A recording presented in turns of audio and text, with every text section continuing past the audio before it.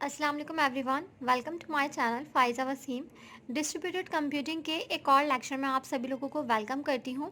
आज का टॉपिक है हमारा डिस्ट्रीब्यूटेड ऑब्जेक्ट आर्किटेक्चर के हवाले से।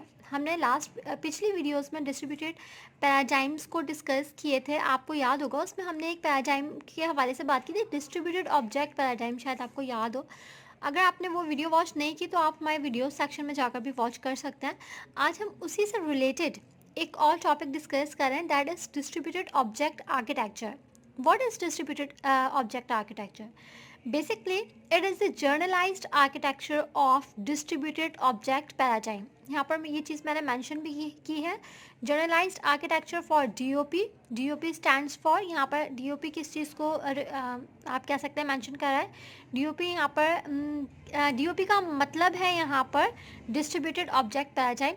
डिस्ट्रीब्यूटेड ऑब्जेक्ट आर्किटेक्चर एक हमारे पास जर्नलाइज्ड आर्किटेक्चर है, किसका? डिस्ट्रीब्यूटेड ऑब्जेक्ट पैराडाइम का। ठीक है, ये तो हमें समझ में आ गया कि एक जर्नलाइज्ड आर्किटेक्चर है। अब इसके अंदर हमारे पास कुछ मेन चीज़ें होती हैं। वो मेन चीज़ें कौन सी हैं?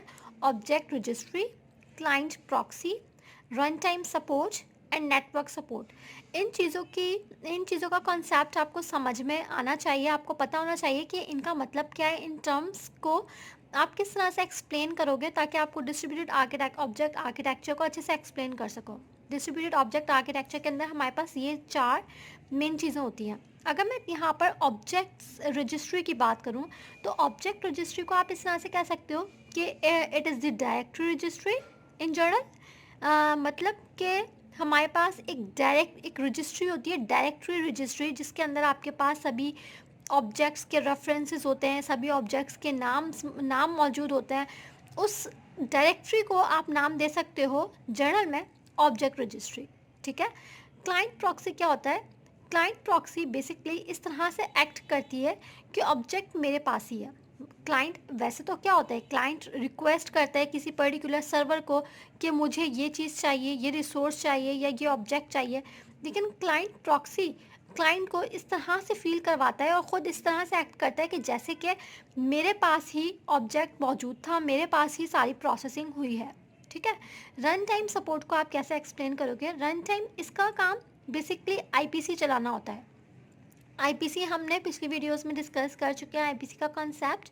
आप दे चाहें तो उसको जाकर वॉच कर सकते हैं। रन टाइम सपोर्ट का काम होता है आईपीसी को चलाना, कम्युनिकेशन का ख्याल रखना। ठीक है। ये पूरे डेटा को मार्शल करता है फॉर द ट्रांसमिशन। ठीक है।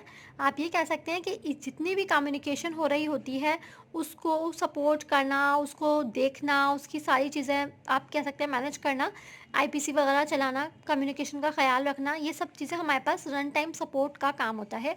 नेटवर्क सपोर्ट की अगर मैं बात करूँ तो हेयर नेटवर्क सपोर्ट को आप इस तरह से कह सकते हैं कि जब हमारे पास नेटवर्क सपोर्ट होगी तभी डेटा ट्रांसफ़र होगा। क्यों? क्योंकि डिस्ट्रीब्यूटेड एप्लीकेशन है।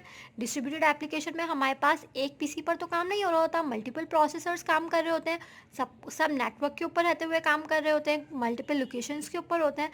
तो काम जब नेटवर्क ही नहीं होगा, नेटवर्क सपोर्ट ही नहीं होगा, तो डेटा कैसे ट्रांसफ़र होगा? डेटा ट्रांसफ़र होने के लिए नेटवर्क सपोर्ट होनी ज़रूरी है।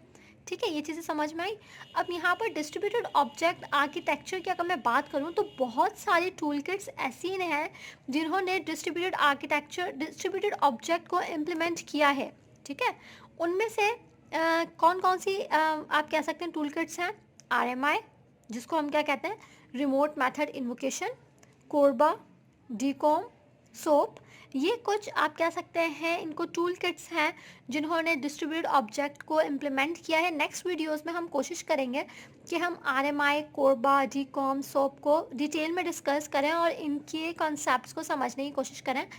आज की वीडियो अगर आपको क्लियर हो गई हो तो आप प्लीज़ अपना फीडबैक ज़रूर दीजिएगा। हेल्पफुल रही हो तो प्लीज़ आप इसे अपने दोस्तों के साथ, फेलोज़ के साथ, कंप्यूटर इंजीनियरिंग स्टूडेंट्स या फिर सॉफ्टवेयर इंजीनियरिंग के किसी स्टूडेंट को अगर आप जानते हैं तो उनके साथ भी आप ये वीडियो और हमारा चैनल शेयर कर सकते हैं।